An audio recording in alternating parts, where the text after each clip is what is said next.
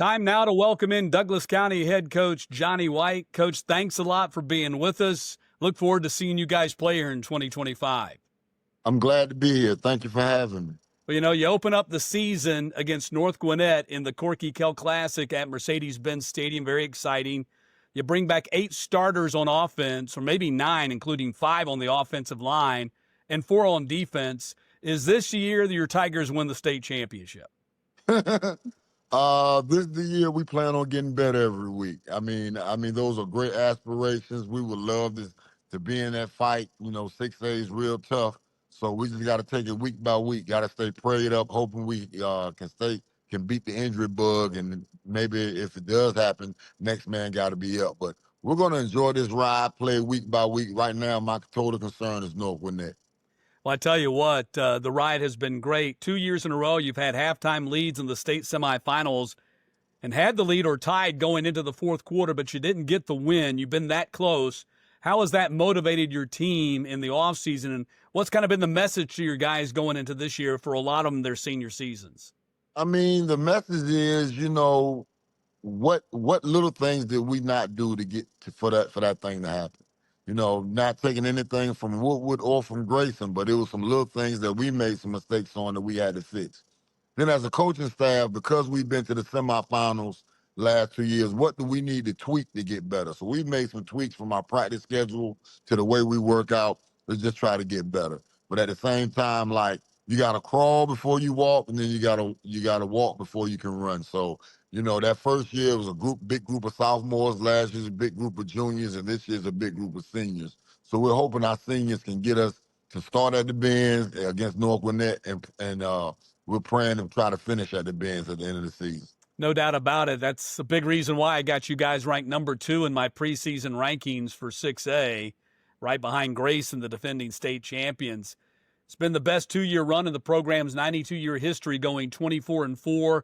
You know, we've talked about this in the past, and you kind of adopted the mentality of Kirby Smart, putting a fence around the state, in your case, putting a fence around the county, because for so long, Douglas County, some of their best players would end up playing in Cobb or in South Fulton or in Carroll County, but you've done a great job of retaining the players in your county. You've even made this kind of a destination for players who want to transfer. Kind of your philosophy on how you kind of revitalized this program. Well, when we first got here, we hung our hats on all we care about is 2 things: championships and scholarships. So we want to try to play for championships, but we also want to make sure that we give these guys an opportunity to go to school. So to go to school, the first thing is academics. You know, it's a whole lot easier to sell a kid with a 4.0 than it is with a kid with a 2.5. No doubt. So we stress academics. Plus, this is an IB school. So when I first got here, my second year, we had 8 guys with 4.0s that was in the IB program. So, of course, it was easy to sell those guys. And right now, we've been doing a great job, not just me, but our entire staff, of using our networking and trying to get all these kids opportunities. Is everybody going to Georgia? Of course not. A lot of kids, you know, Georgia's going to get the best of the best. And all these D1s right now are getting the best of the best. But if you buy into our program, we're going to try to find a home for you to play college football. It may be at the D2 level, the 1AA, or the FCS level, or even the NAIA level. But we're going to try to find some money for you to go to school. You know, and getting an opportunity in this day and age of the transfer portal, it's not necessarily where you start your college football career, it's where you finish. So get that open door. Get that open door. And you guys have done a great job of doing that for these guys. So congratulations on that. Mm-hmm. You know, we're going to keep working on it. Absolutely. So this will be your 10th season at Douglas County and your 13th season overall as a head coach. We know you were a head coach at Creekside, and before that you were a coordinator at Langston Hughes. Tell everybody about your football background and kind of what was your biggest influence, or who was your biggest influence on you as a coach as you go about your business on a daily basis. Okay, well, that's easy. So this is my 25th year in Georgia.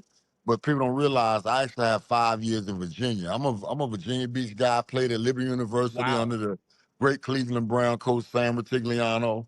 So I was a defensive coordinator at a school called Green Run High School in Virginia Beach.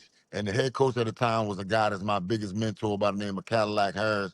With me not having a father figure growing up, he became my father figure. I was a defensive coordinator at 23 years old. And the funny story is, after our second year, we had some big thing players. I coached Plexico Barris in high school that I talk to on a daily basis. Our head coach takes a week leave. He's gone for a week. And when he comes back to school, I'm teaching my class. I am 24, getting ready to turn 25 in June. He walks in my classroom and says, Coach White, we need to go see the principal. And I'm sitting there thinking, what the world did I do? I've done everything I'm supposed to do. He walks me in the principal's office and says, Cadillac Harris says, I just took a job as the head coach of Elizabeth City State University, a D2 a D2 HBCU school. And he tells the principal either Johnny White's the next head coach of Green Run High School, or he's going to be the youngest coordinator in college football. Coach White, let's go. And we walk out the room. 20 minutes later, I'm the head coach at Green Run High School. Wow. So I got my first head coaching job at 24, but it was 25 when the season started. So I did that for 3 years, and then Coach Sam called me back to coach at Liberty. So I coached at Liberty for a year and a half. I was the D-line coach there. And then when he retired, we were recruiting. I was recruiting in Macon, Georgia, at Central Macon when he retired. And I was meeting with CB Cornett at the time, and he offered me a job on the spot. So I moved from Virginia to Georgia, sights unseen. And the So rest that's is how, history, as they like to and say. the rest is history.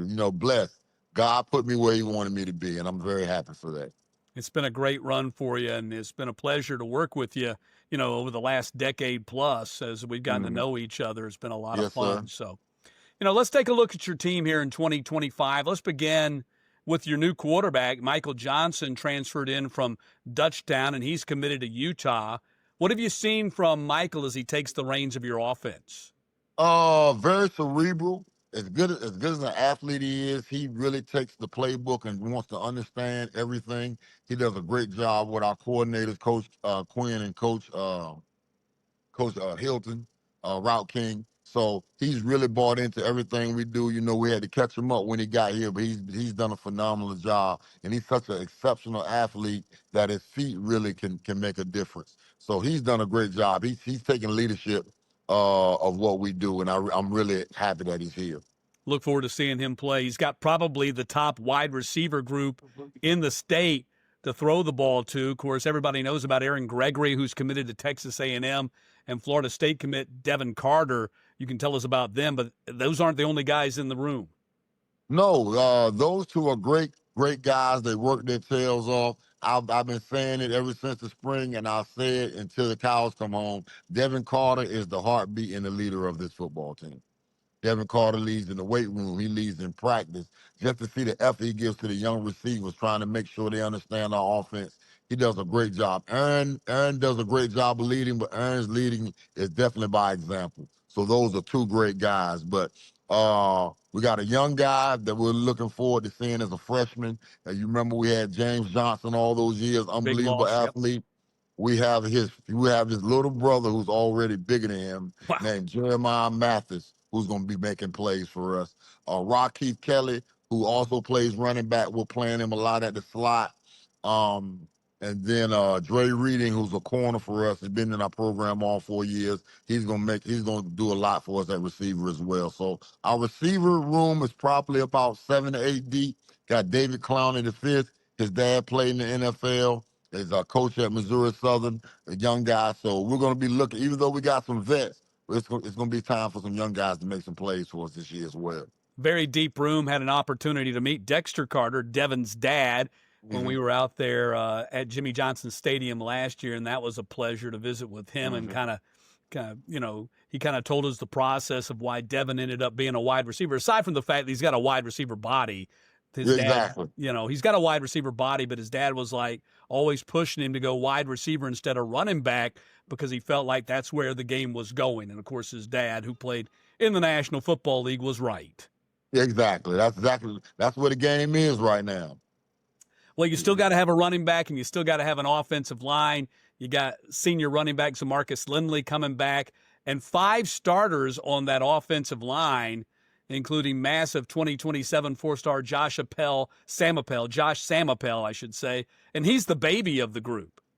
Yes, he's the baby. He started last year. but the other four have been starting since all sophomores. So you got Eddie Offal, who's committed to Memphis, Joshua Vaughn that plays center for us, and our two guards are Julius Dumas and Chase Madu. They all have offers, so we're just trying to solidify where they're going. But Eddie's already committed to Memphis, and then Josh on the other side, he's probably going to have everybody. He's got most of the people in the country right now. Oh, yeah. He's 6'9", 320 pounds, and very athletic. He's huge. I mean, it's unbelievable how big he is when you're there at the stadium and you see him on that offensive line. But the real key here on your offensive line was the decision you made 2 years ago. When you had seniors, you had upperclassmen, but you decided to go with the sophomores and stick them in there as a group. And now it's paying off. Well, it paid off for you then. Now it's really paying off for you as you go into this 2025 season. Yeah, that's always been my rule as long as I've been as long as I've been a head coach. My rule has always been, and I said at the first parent meeting, and my kids know it straight up. If the competition is close, I'm going young. Bottom line. If the competition is close, I'm going young. So right now, we got some young guys that are really pushing the envelope, especially on defense, that it may be some seniors they may be tapping on the shoulders real soon. Wow. Well, let's jump over there to that defensive side of the ball. You got to replace all three starters, pardon me, at the linebacking spot, including Mike Hasty, who was just a great tackle machine for you. But you do bring back two starters on the D-line, led by Texas A&M commit Jordan Carter. Talk about what you're going to do there in that linebacking core, and also what you got Jordan Carter and that defensive line coming back. Well, we returned one starter, Stephen Jones, who made a second-team All-Region last year. He started all the games with Mike Hasty.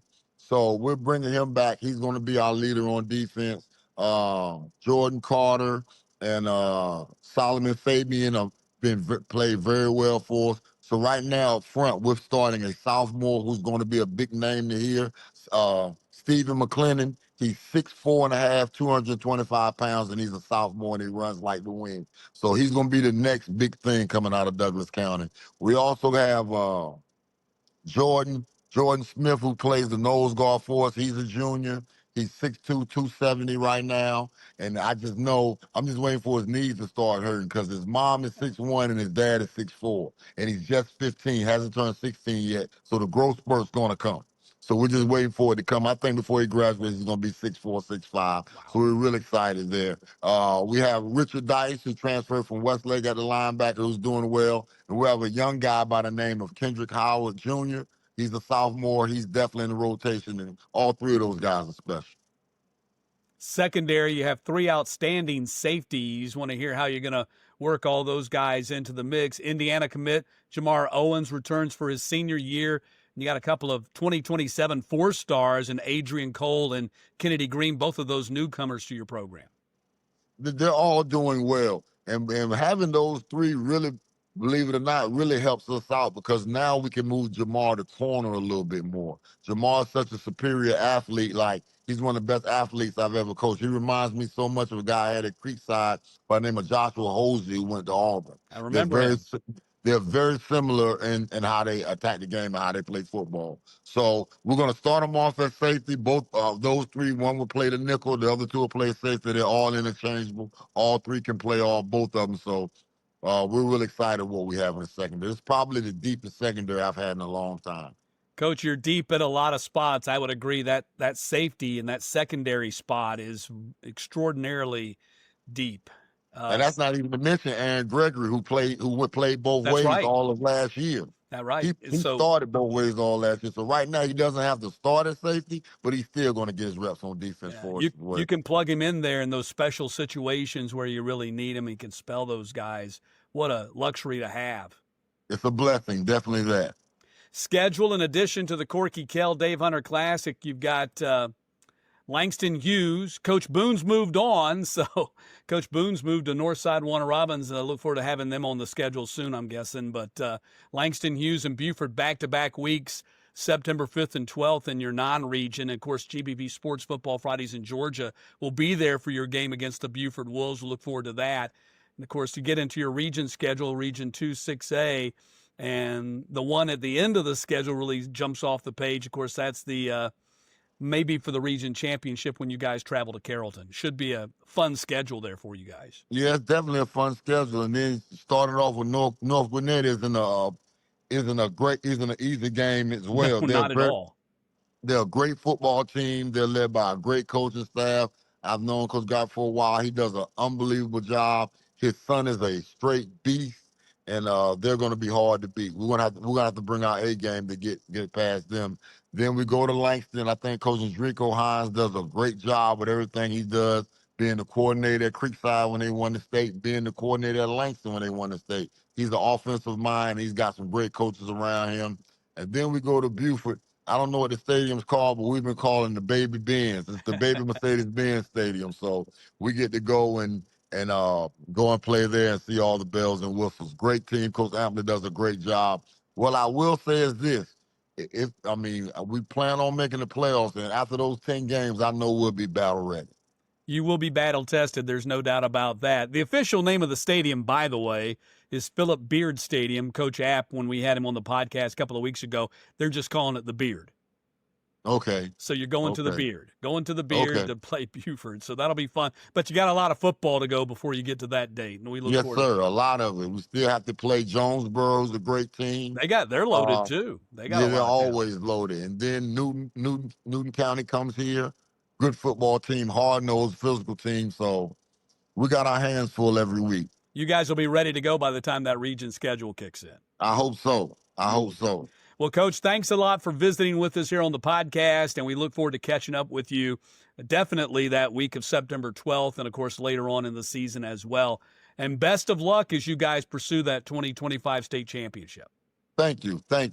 We're praying on getting back to the Benz at the end of the season, but we just got to go stay prayed up, keep family first, and just go and take it week by week. But thank you for having me.